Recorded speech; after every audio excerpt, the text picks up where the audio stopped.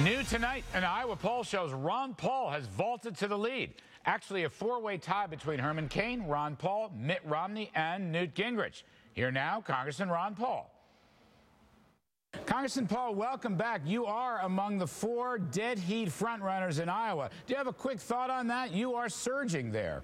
Well, actually, I'm very pleased, and the campaign's very pleased with what's happening, but I think I'm very cautious also. We still have a lot of work to do, and we'll keep plugging away. One thing I feel good about is when we do get supporters, they're pretty solid, and they don't come and go. They're pretty solid, and they'll stick with me, so that, to me, is very encouraging. Congressman, what's your key message right now to the Republican voters in Iowa that will caucus?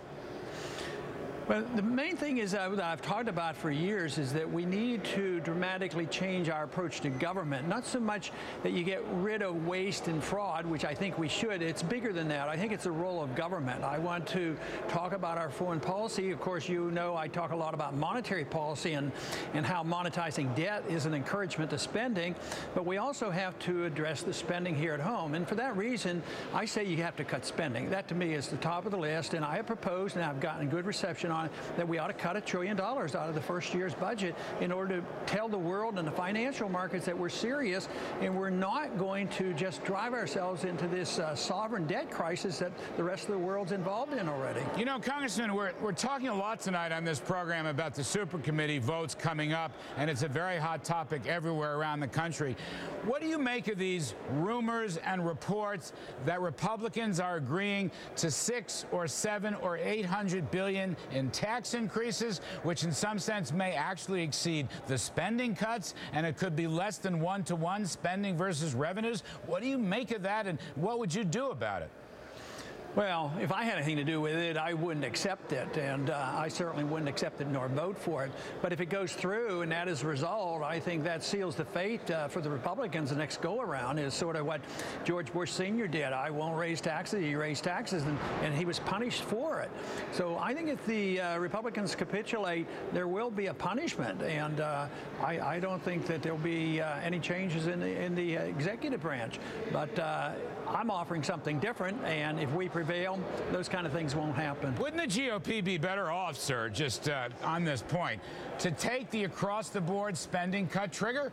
Why not take that? At least it comes to, if I'm not mistaken, over $1 trillion in spending cuts. Oh, yeah, that's better than not doing anything or raising taxes. But even that, from my viewpoint, isn't very much, because that's over a long period of time, and it doesn't really address the major problems. So it would be better, though, I agree with you, it would be better than doing what it looks like they might do, raise taxes and pretend that they're going to get more cuts. That's not going to happen. That's been tried before, and the cuts never come about. Because what we do is only good for 1 year. You know, this plans, these 10-year programs and this baseline budgeting, that is what's wrong.